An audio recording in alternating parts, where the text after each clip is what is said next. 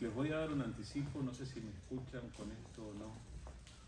Si no me escuchan es culpa del señor que está en el fondo. Ajá, ya saben. Les voy a dar un anticipo para que ustedes sepan. Al terminar, como siempre terminamos, yo comparto el mensaje, luego oramos y luego hay algunos que salen disparados. No se vayan enseguida. Tenemos algo enseguida al final del mensaje y yo quiero que ustedes permanezcan un ratito. Quédense tranquilos, van a llegar en hora del almuerzo y todo eso, pero quédense un momento al terminar, ¿ok? Para que no anden corriendo. Ustedes saben que muchas veces las personas experimentan cosas, inclusive a veces tenemos experiencias que son tan fuertes que le llamamos experiencias traumáticas. ¿Ustedes saben lo que es una experiencia traumática? Es cuando algo te pasa que te golpea tan fuerte que te cambia aquí por dentro. Y hay veces que uno tiene que recuperarse, ¿verdad?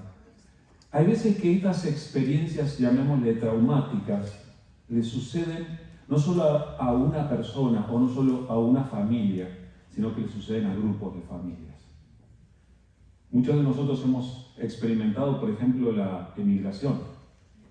Y es una experiencia fuerte. Y que no afecta a uno solo muchas veces, sino que afecta a toda una familia. Mi esposa hasta el día de hoy me está preguntando de dónde la traje. Pero bueno, son experiencias que nos afectan como grupo, ¿verdad? Y hay experiencias que son todavía grandes y que afectan grandes grupos de personas. Lo escuché esta semana el presidente Zelensky. ¿Saben quién es Zelensky? Está bastante popular en estos tiempos, ¿verdad? Presidente de Ucrania, hablando de genocidio. Entre los bombardeos cayeron bombas sobre un hospital maternal y Zelensky dijo, esto ya no es simplemente una acción bélica, una acción militar, sino que esto es genocidio. Se está atentando contra familias. Ustedes miran las noticias y miran de a millones los ucranianos saliendo de su país, porque la situación no da. Y es una experiencia transformadora. ¿Qué puedo decir de los venezolanos que salen de su país? No quiero hablar de nada en personal, no voy a dar nombres de aquí, de personas que han salido de Venezuela, pero sí, también, sin salirnos de América, también pasa, y hay experiencias que son transformadoras. Hoy yo quiero hablarles de una experiencia que fue traumática, pero traumática para bien. Hay experiencias que nos golpean, que nos transforman, que tienen la capacidad de cambiarnos incluso por dentro, pero uno tiene que llegar a experimentar lo mejor de esas experiencias. Yo les quiero compartir una experiencia de un grupo de personas que fueron afectadas por situaciones y eventos que les cambiaron la vida, pero que llegaron a transformar el mundo para bien. Y yo quiero que ustedes piensen en eso porque nosotros somos el eco y el resultado de lo que ellos experimentaron. Les voy a estar leyendo la palabra del Señor en el libro de Hechos, capítulo 2, versículos 41 al 47. Hechos 2, 41 al 47. Les voy a leer y luego les explico un poco de qué se trataba esto que ellos experimentaron. Dice así, Hechos 2, 41 al 47. Así que los que recibieron su palabra fueron bautizados y se añadieron aquel día como 3.000 personas y perseveraban en la doctrina de los apóstoles, en la comunión unos con otros, en el partimiento del pan y en las oraciones. Y sobrevino temor a toda persona y muchas maravillas y señales eran hechas por los apóstoles. Todos los que habían creído estaban juntos y tenían en común todas las cosas y vendían sus propiedades y sus bienes y los repartían a todos según la necesidad de cada uno. y perseverando unánimes cada día en el templo y partiendo el pan en las casas, comían juntos con alegría y sencillez de corazón, alabando a Dios y teniendo favor con todo el pueblo. Y el Señor añadía cada día a la iglesia los que habían de ser salvos. Ustedes saben que este pasaje yo se los leo así y deja muchas preguntas sin responder. Deja la pregunta de quién se está hablando. Dice al principio, el versículo 41 dice, así que los que recibieron su palabra, ¿de qué está hablando todo esto? A manera de título, yo les voy a decir, estos fueron los primeros cristianos. Los primeros cristianos que vivieron como nosotros, es decir, hubo un grupo de personas que tuvo la experiencia de caminar con Jesús, de estar con Él durante su ministerio, de ver sus milagros, de escuchar directamente sus enseñanzas. Y luego la palabra dice que Él fue crucificado, que Él resucitó de entre los muertos al tercer día, y que luego de estar durante más o menos 40 días entrando y saliendo, compartiendo con sus discípulos lo vieron ascender a la presencia del Padre. Entonces, se quedaron los discípulos sin la presencia material y física de Jesús. Estos de los que estamos hablando aquí son esos primeros cristianos que no tuvieron la presencia material de Jesús con ellos. Nosotros contamos con la presencia de Jesús porque Él prometió estar con nosotros. Y nosotros sabemos que Él cumple sus promesas y entonces sabemos que Él está, aunque nosotros no lo veamos. Bueno, ellos tuvieron que vivir la misma experiencia que nosotros. Jesús ya no estuvo materialmente con ellos, pero su presencia siguió con ellos y a lo largo de este libro, que es el libro de los Hechos, se ve la presencia de Dios en medio de su pueblo. ¿Y saben cómo se le llama al pueblo de Dios? Se le llama la iglesia. Generalmente, disculpen que vuelva a definir esto, pero es algo que nos pasa en toda nuestra humanidad. Cuando hablamos de la iglesia, muchas veces la gente se refiere al edificio. ¿Sí o no? Algunos de ustedes llamaron por teléfono a alguien y le dijeron, mira, en este momento no puedo, estoy yendo para la iglesia. Y se refirieron al edificio. ¿Y la gente entendió o no entendió? Sí entendió. Ahora, de acuerdo a la definición bíblica, la iglesia no es el edificio. Esta gente de aquí, esta gente de la que acabamos de leer, muchos de ellos murieron sin ver jamás un solo edificio apartado y dedicado para la iglesia. No tenían edificios. Interesante, ¿verdad? ¿Cómo fue que llegamos a este concepto de la iglesia institución, de la iglesia organización, de la iglesia edificio, siendo que se partió con el concepto de la iglesia siendo nosotros, el pueblo, la gente, las personas que creen en Jesús? Bueno, estos de los que leemos allí en el libro de los Hechos son esas personas que creyeron en Jesús aún sin verle. ¿Saben qué dice? Así que los que recibieron su palabra, allí en el versículo 41, dice los que recibieron su palabra. ¿De qué está hablando?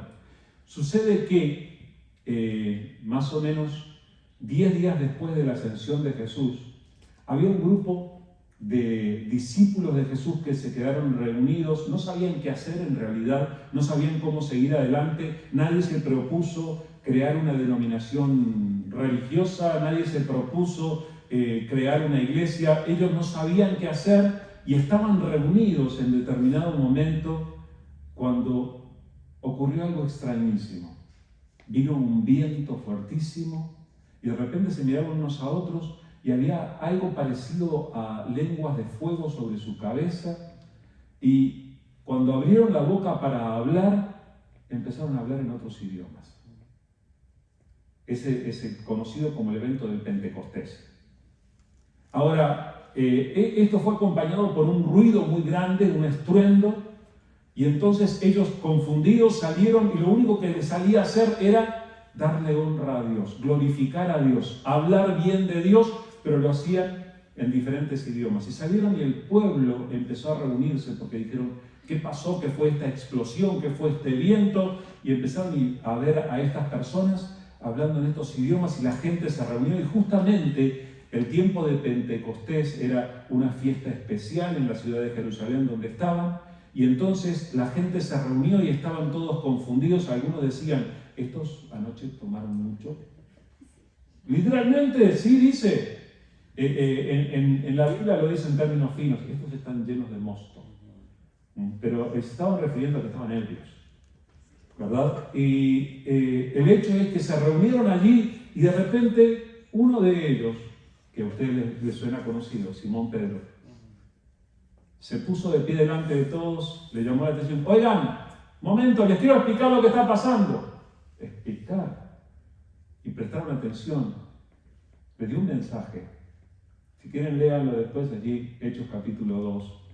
Le dio un mensaje duro y confrontador, volviéndoles a explicar quién era Jesús y que había sido sacrificado, que había muerto, que había sido condenado a muerte en aquella misma ciudad. Y les dijo, y nosotros somos testigos de que Él resucitó. Y les presentó la oportunidad de arrepentirse de sus pecados y creer en Jesús para ser salvos. Este versículo 41 es el que explica lo que pasó a continuación de ese mensaje. Los invitó a que creyeran y dice, así que los que recibieron su palabra fueron bautizados y se añadieron aquel día como 3.000 personas. Los primeros, el grupito inicial que habían quedado allí en Jerusalén y que se reunían en el mismo lugar eran 120 discípulos de Jesús. Aquel día, en un mensaje, 3.000 creyeron en Jesús. ¿Dónde están los 3.000? Porque no, yo predico y no aparecen los 3.000, no importa. Estas 3.000 personas escucharon de Jesús y decidieron arrepentirse de sus pecados, creer en Jesús para recibir la salvación. Y entonces, muy bien, ahí están. Y debían estar los 3.000 alrededor de los 120 diciendo, muchachos, ¿y ahora qué hacemos? Los 120 se deben haber mirado unos a otros. Y aquí nos dice qué fue lo que los primeros cristianos hicieron a continuación de haber creído en Jesús. Ahora, yo les estoy compartiendo esto porque en realidad este es nuestro modelo original. A lo largo de la historia y después de esto han pasado muchísimas cosas. La iglesia pasó por momentos de oscuridad, hubieron momentos de confusión, surgieron diferentes doctrinas, surgieron diferentes prácticas, se les pusieron nombres y denominaciones, muchas cosas pasaron. Y por eso es que los cristianos necesitamos volver a la fuente para recordar qué fue lo que Dios hizo desde el principio para nosotros seguir este ejemplo y no solamente el ejemplo de lo que tenemos hoy en día. Sí, hoy en día tenemos instituciones a las que llamamos iglesia. Sí, hoy en día estamos en un edificio que le llamamos también la iglesia, pero tenemos que aprender de estos cristianos. Y tengo mucho para decir, así que voy a tratar de ser lo más breve posible para compartirles estos conceptos. Dice que estas personas fueron los que recibieron su palabra. Yo quiero pensar con ustedes que algunos escucharon la palabra. En Jerusalén, cuando este momento de fiesta y cuando fue compartido el Evangelio así, había mucha gente que venía de diferentes ciudades y de diferentes lugares. Había muchas más de 3.000 personas en Jerusalén. Inclusive los que se deben haber reunido para ver qué pasaba con aquel estruendo, habían sido muchos. Sin embargo, 3.000 fueron los que creyeron, se bautizaron y se identificaron con aquel grupo como cristianos. Eso vendríamos a hacer nosotros, que alguna vez escuchamos hablar de Jesús y hemos decidido con todo nuestro corazón seguir a Jesús. Pero fueron algunos.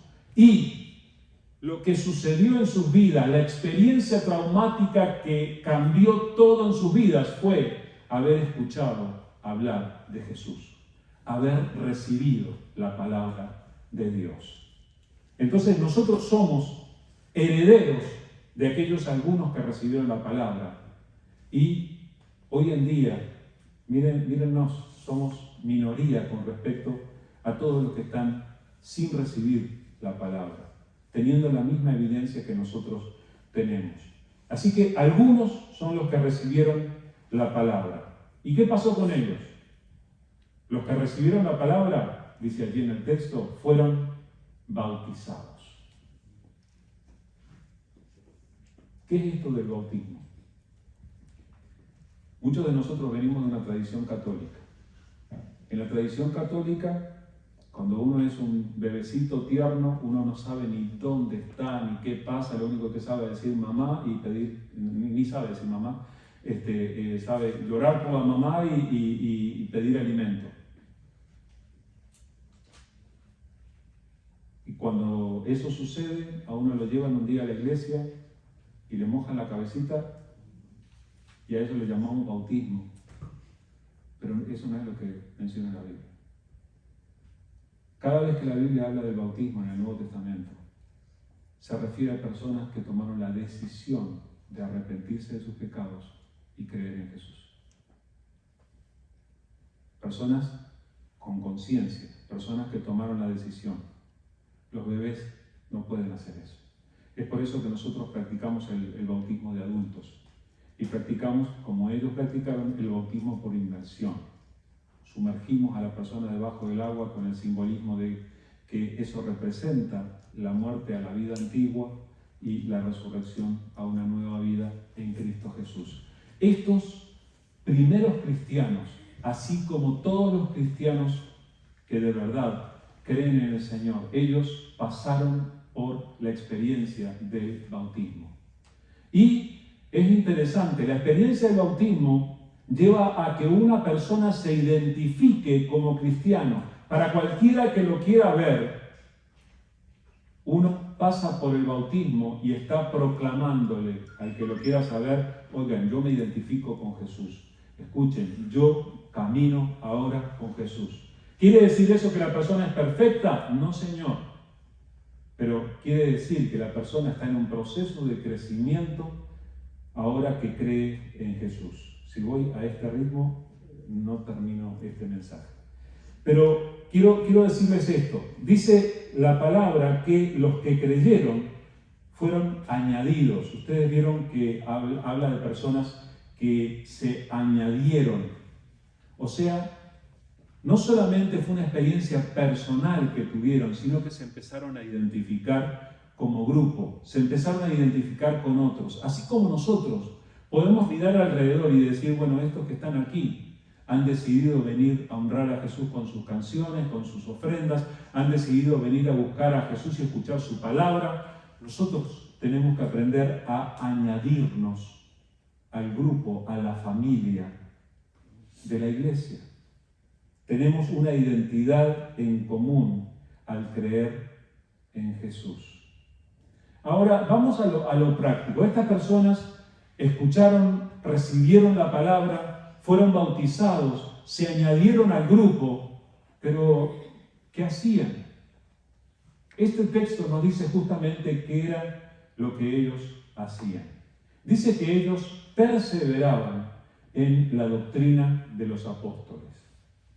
No se vale porque el técnico le está sugiriendo ya antes que yo lo diga. Está bien, está bien. Ellos perseveraban en la doctrina de los apóstoles. Perseverar no quiere decir hacer algo una vez, sino que quiere decir ser consecuente. Hay algo que yo me tengo que proponer y que tengo que perseverar, es hacer ejercicio. Mi esposa es testigo de lo que me cuesta. No hables. Pero hay cosas en las que uno tiene que perseverar, por ejemplo, por su buena salud. Ellos, por su buena salud espiritual, ellos perseveraban. ¿En qué? En la doctrina de los apóstoles. ¿Qué era esto? Era que se reunían alrededor de aquellos que habían caminado con Jesús, los que habían compartido aquel tiempo del ministerio de Jesús, y escuchaban que ellos les compartieran sus experiencias y todo lo que habían escuchado de la boca de Jesús. Entonces escuchaban la doctrina de los apóstoles. ¿Saben cómo? Como ahora. Aquí estamos, otra vez. En este caso soy yo el que estoy transmitiendo la palabra, pero estamos reunidos para aprender, para escuchar la doctrina de los apóstoles. La palabra de Dios, que seguimos escuchando hasta el día de hoy. Ahora, ¿en qué más perseveraban ellos? ¿En qué más eran consistentes y fieles? Eran persistentes en la comunión unos con otros. Ahora se cuida para decirlo cuando yo lo digo. Bien, o sea, que se relacionaban.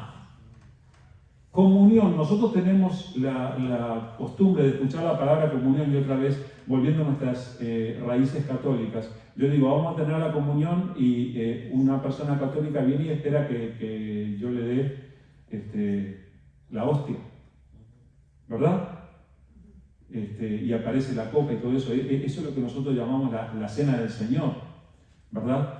Y sí es una celebración de comunión, y por eso tiene mucho que ver, sí, el nombre. Pero comunión es la referencia a la relación. En realidad, lo que enseña la palabra del Señor es que la iglesia tiene menos que ver con actividades y más que ver con relaciones. Estos perseveraban en la comunión unos con otros. Quiere decir que se relacionaban. Quiere decir que llegaban a conocerse más profundamente. Quiere decir que empezaban a conocer los gustos, las costumbres, las cualidades y aún los defectos unos de otros. Nosotros a veces nos confundimos y pensamos que tener comunión con otros es no tener problema con nadie. Yo no tengo problema con nadie. ¿Y qué es lo que hago? Vengo, me siento en el servicio, llego ahí en la hora cuando está por empezar y luego cuando termina, así le hago a alguno y me fui. No, estos cristianos perseveraban en la comunión unos con los otros. O sea que cultivaban relaciones. Y dice también que perseveraban en el partimiento del pan. Y aquí aparece otra cosa bien interesante. Generalmente cuando hablamos del partimiento del pan, muchas personas piensan en ese momento de la cena del Señor, recordando el momento en el que Jesús partió el pan, alzó los ojos al cielo y dijo: este pan es mi cuerpo que por vosotros es partido, hagan esto en memoria de mí, ¿verdad? Pero no es referencia solo a esto. ¿Saben qué hacían estos cristianos? Comían. ¡Oh, qué novedad! ¡Qué milagro! ¡Qué comían juntos! Hermanos, hay algunos de nosotros que no hemos comido juntos. Tendríamos que. O hay algunos de ustedes que entre ustedes tal vez no han comido juntos todavía. Tenemos que. Estos cristianos se reunían y perseveraban en el partimiento del pan, lo cual significa que celebraban la cena del Señor, pero también que comían juntos. Y también perseveraban en las oraciones.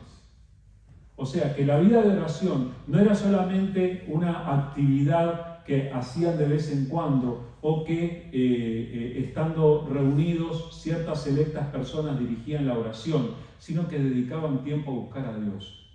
Se reunían y estando en un momento de reverencia solemne, oraban y cada uno le decía a Dios lo que tenía en el corazón, muchas veces orando unos por los otros. Y dice que como consecuencia muchas personas tuvieron temor en el pueblo. En la ciudad esto provocó una conmoción, provocó un impacto en aquella ciudad de Jerusalén, y dice que los apóstoles hacían señales y milagros en aquel tiempo. Pero yo quiero seguir adelante con lo que pasó con estas personas. Dice la palabra que todos los que habían creído estaban juntos. Miren, en este mundo nosotros tenemos la libertad de tener amistad con quien queramos.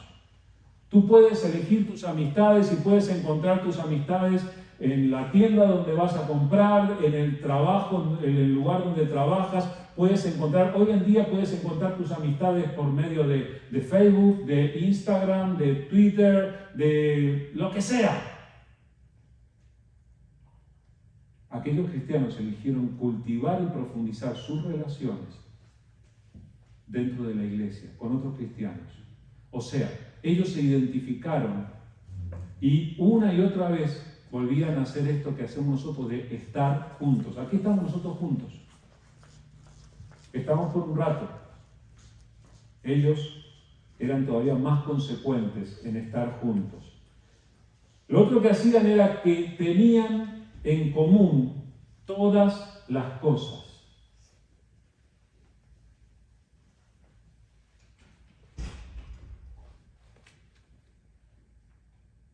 ¿Alguien sabe qué es esto? Tengo tarjetas aquí. Tengo fotos de presidentes muertos aquí.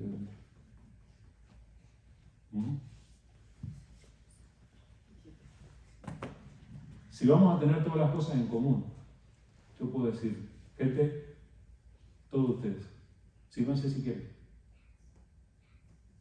Ay, si alguno me lo toma en serio, voy a estar en problema. Pero dice que tenían todas las cosas en común, no importa cuál fuera la situación económica que estuvieran viviendo, ellos tenían las cosas en común. Si algo tenían, era de todos. Alguien tiene frío, aquí tiene, abríguese. Alguien tiene sed, le doy de mi agua. Tenían todas las cosas en común. Habían perdido eso que tanto nos separa a los humanos, que es ese sentido de acaparar para mí y decir, esto es mío, nadie lo toca. ¿Sabes cuándo aprendemos eso? Antes de la edad de mía. Ahí aprendemos que las cosas son mías y que nadie venga a tocar lo que es mío. Yo sé.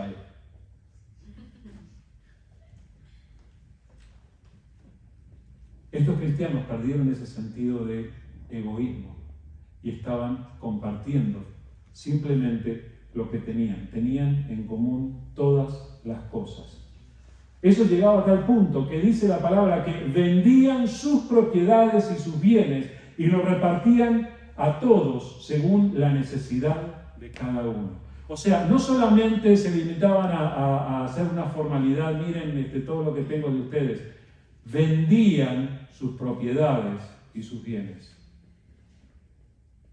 y lo daban conforme a la necesidad. Hay alguien que está pasando necesidad, alguien necesita una casa, alguien necesita para salud, lo que sea. Vendían y daban. Era un tremendo ejemplo de generosidad. Yo quiero recordarles que nadie les dijo que hicieran esto. Les salía espontáneamente. En verdad era lo que el Espíritu Santo estaba provocando en ellos. Y dice que ellos perseveraban cada día en el templo. Yo he conocido a gente que le digo, tenemos reunión los domingos a las 9 de la mañana, tenemos el estudio bíblico, a las 10:15 el servicio, nos reunimos los miércoles y ya me ponen cara, ay, tantas veces hay que ir a la iglesia. Estos cristianos espontáneamente dice que iban al templo. ¿Cuántas veces? Todos los días. Ok, los espero mañana, muchachos. Ahí nos vemos. No, pero tengo que trabajar, que tengo familia, y ellos capaz que no. Ellos también eran personas normales que tenían actividades y responsabilidades y situaciones. Pero ellos perseveraban cada día en el templo. Buscaban dedicar, aunque sea un breve periodo de tiempo, para buscar a Dios junto con aquellos que eran sus hermanos y hermanas. Estos cristianos hacían esto en el templo que no era el templo cristiano, era el templo judío. Se seguían reuniendo en el templo judío para buscar a Dios. Y esto quiere decir que los que no eran cristianos los veían hacer esto. Estos cristianos expresaban públicamente sus convicciones y su búsqueda de Dios. Hermanos, no se escondan para venir a la iglesia. Siéntanse libres de que todo el mundo los vea, de que todo el mundo lo sepa. Expresemos públicamente. Y además, estos cristianos se reunían todos los días. Hoy en día hasta tenemos la facilidad, hermano, levantamos el teléfono y podemos decir, voy a llamar, voy a mandar un texto. Yo le agradezco tanto a los que participan todos los días en el grupo de WhatsApp y nos mandan saludos y nos desean que descansemos bien en la noche y todo eso. Y tenemos que aprender a tener esta costumbre todos los días. Pero miren qué más hacían. Ellos, dice, partían el pan, ¿dónde? En las casas. La casa de cada uno de nosotros es un lugar bastante íntimo y hay veces que no compartimos con demasiadas personas, pero aquellos cristianos, humildes como eran, se reunían y otra vez partían el pan, lo que puede significar las dos cosas, que celebraban la cena del Señor y que comían, simplemente compartían la comida y dice literalmente que comían juntos con alegría y sencillez de corazón. ¿Saben que pasa algo especial cuando uno comparte una comida con alguien? Esas conversaciones en la sobremesa, ese conocerse más personal íntimamente, reírse de lo mismo, llorar por lo mismo, preocuparse por lo mismo, orar por lo mismo. Ese sentir tenían ellos en aquel tiempo. ¿Y saben qué más hacían? Alababan a Dios. Gracias a Dios porque podemos alabar a Dios. Ahora yo quiero recordarles que alabar a Dios no es solamente cantar. Alabar a Dios tiene también que ver con, por ejemplo, ofrendar. Alabar a Dios tiene también que ver con obedecer al Señor. Alabar a Dios también tiene que ver con expresar, decir, esto es lo que Dios ha hecho en mi vida y quiero compartirlo para que sea de bendición para otros. Estos cristianos alababan a Dios. Y dice la palabra que lo hacían teniendo favor con todo el pueblo. O sea que las personas que no eran parte de su pequeño grupo o de su gran grupo de 3.000 y más, esas personas también eran beneficiadas por aquellos cristianos. Eran conocidos porque ellos le hacían favores a otros. Ellos también ayudaban a otros. Se dieron cuenta que hasta aquí estamos hablando de todo lo que ellos vivían, lo que ellos hicieron, cómo se comportaban, en qué perseveraban. Y hay una sola frase que habla de lo que Dios hacía. Y es esta. Dice, el Señor añadía cada día a la iglesia a los que habían de ser salvos. El Señor añade. El Señor usa el testimonio del grupo que se compromete a hacer las cosas conforme a su voluntad y toca el corazón de otros que reconocen su necesidad de salvación en Cristo Jesús. Así que nosotros, ¿qué tenemos que hacer escuchando esto? Primero que nada, necesitamos volver a reunirnos como lo hacemos porque nos hace falta, hermanos. Necesitamos cultivar la costumbre y perseverar en la costumbre de reunirnos. Sí los domingos, pero también en otros momentos, que nos acostumbremos a reunirnos como familia. Y en cuanto a esto, hermanos, tenemos que aprender algo más. Tenemos que trascender los límites del templo y las instalaciones de la iglesia. Siempre nos reunimos acá. ¿Qué tal si nos vamos a comer algo en algún lado? ¿Qué tal si nos reunimos en la casa, si nos reunimos en el parque, si nos reunimos en otra parte? Siguiente, debemos ser más sensibles y conscientes a las necesidades de nuestra familia espiritual. ¿Qué es lo que sabes de lo que necesitan los que están a tu alrededor? Hay veces que no sabes nada. ¿Cómo lo vas a ayudar si no sabes? Necesitamos profundizar más nuestras relaciones, ¿verdad? Pero cuando sepamos lo que el otro necesita, que no nos quedemos de brazos cruzados sin hacer nada. Diría el apóstol Juan en su primera carta: hijitos, no amemos de palabra ni de lengua, sino de hecho y en verdad. Y se refería a lo de ayudarnos unos a otros cuando alguien necesita. Hermanos, si alguno tiene necesidad, por favor háganme saber y buscaremos la manera de ayudar. Pero ayudémonos unos a otros. Siguiente, no dejemos de alabar a Dios con nuestras canciones, con nuestras oraciones, con nuestra obediencia, con nuestras relaciones, pero honremos a Dios. Siguiente, no debemos parar de expresar públicamente nuestras convicciones. Si un día nos reunimos y tenemos un momento para orar en el medio del mall, o en el estacionamiento, o donde sea, no nos avergoncemos de identificarnos como cristianos donde quiera que estemos. Y por último, hagamos como aquellos cristianos que tenían favor con todo el pueblo. Tenemos que impactar a la comunidad que nos rodea. Ese es nuestro llamamiento y queremos que Dios nos use para su honra y para su gloria. Vamos a tener un momento para orar, en el cual yo quisiera que también tú personalmente te conectes con Dios y le digas: yo quiero ser parte de esto, yo quiero ser como ellos que perseveraron, que se unieron, que estuvieron juntos. Yo quiero ser parte de esta familia. Entonces vamos a tener este momento para orar y, como les dije al principio, no salgan corriendo enseguida que yo diga amén. Vamos a tener un momento más que quiero compartir con ustedes. Vamos a orar. Gracias, querido Señor. Te damos gracias por tu palabra y gracias por la vida de aquellos primeros cristianos, Señor, aquellos que creyeron en el mensaje, que aceptaron, que estuvieron dispuestos a arrepentirse de sus pecados y estuvieron dispuestos a creer en Jesús, y que a partir de eso se dejaron influenciar por tu Espíritu y anduvieron juntos, Señor. Señor, queremos ser como ellos. Más allá del edificio, Señor, aquí no estamos predicando una denominación, no estamos predicando la ideología de un determinado grupito. Aquí solamente queremos compartir a Jesús, identificarnos unos con otros. Y, Señor, que tu Espíritu nos inspire para ayudarnos, para apoyarnos. Gracias, Señor. Gracias por la obra que tú haces en nosotros. Por favor, no pares, Señor. Sigue obrando en nuestras vidas.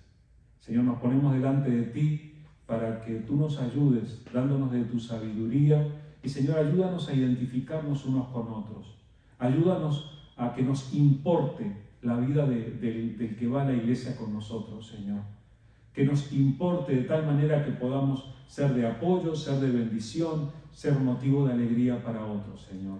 Ayúdanos, Señor, a compartir más momentos. Que no sea solamente el servicio lo que compartimos, sino que compartamos la vida. Y que con eso también te honremos y demos testimonio a otros. Señor, bendice tu iglesia. Señor, prospera la obra de tu iglesia, Señor. Y, Señor, que tú estés añadiendo a tu iglesia los que todavía van a recibir el mensaje de salvación y van a caminar contigo. Gracias, Padre. Gracias, Señor. Que tu palabra permanezca en nuestros corazones y dé fruto abundante delante de ti. En el nombre de Jesús.